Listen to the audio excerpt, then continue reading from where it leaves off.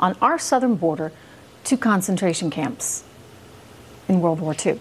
And of course, what do you know, fellow far-left Congresswoman Ilhan Omar is out there coming to her defense. Watch.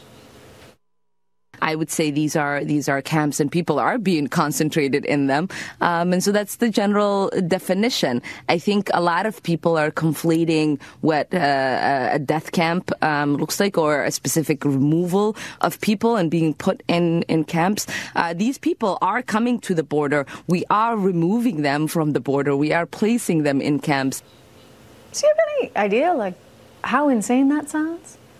Does Alexandria Ocasio-Cortez have enough awareness or sense of history to understand how despicable she sounds? Joining us right now is campusreform.org correspondent director Emma Meshell and Trump 2020 campaign advisory board member Madison Jessiotto. It's good to see both of you. Madison, I mean, it's so unbelievably disrespectful to the millions of Jews that lost their lives in concentration camps in World War II. It is so unbelievably disrespectful to anybody who had a loved one who fought in World War II. She's disrespecting history and making some kind of equivalence there between people who willingly come here illegally to our border and those who were taken by Adolf Hitler and thrown in gas chambers? What is going on?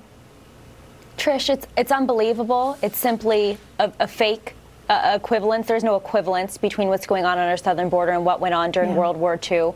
Just this past December, I was in Israel and I visited Yad Vashem, and I learned more than I even knew before about these events, about the concentration camps. And much of what people don't realize is that not only did the Nazis ensure themselves a slave labor population, but their ultimate goal was extermination through labor. They wanted to kill these people, these innocent people. Their lives were taken, families were ripped apart, millions of families and lives completely ruined by this evil regime. There's absolutely no comparison here. And it's trying really to rewrite horrible history. To hear a member of Congress, a sitting member of Congress, is what really gets me here. And on the being Foreign so ignorant. Affairs Committee to boot. How do you like that? Emma Meshell, you talk to college kids all over the country, and you're seeing that, you know, they have quite a bit of tolerance, shall we say, for the Ilhan Omars of the world and AOC. In fact, they really like them. But in this particular instance, AOC went too far? Well, yeah, we know AOC loves to say these crazy things and push the limits to get attention. And it's clear that she crossed the line here, because when Cabot Phillips, my colleague here at Campus Reform, actually went out and talked to students about these comments, these students actually said, this is too far. I can't stand by this. That is an extreme statement. And she's going too far to make a point. Considering the liberal attitude on most college campuses these days. But, you know, people know right from wrong, all right? Yes. She may not. Ilhan Omar may not. But most Americans, deep down, they do. Let me turn to another story that we're following tonight, and that's Cher weighing in on 2020. Cher, the singer, says the Democrats don't know how to beat Trump. I think she's probably right in that, and warns that there will be no America if Trump wins a second term. A little dramatic, do you think, Madison?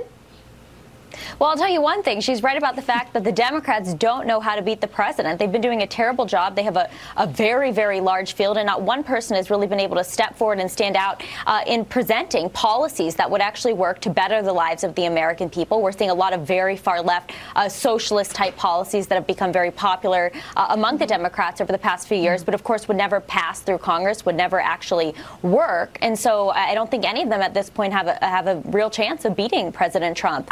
In terms of would the world be over if he won again, that's just not true. She's worried that, you know, we have no America. Emma, real quick, what happened to all those celebrities that were going to, like, leave, right? Weren't they going to relocate to Canada or something? We're still waiting for them. Apparently, America continued to exist in 2016, and I think it's going to continue regardless of who wins the presidency in 2020.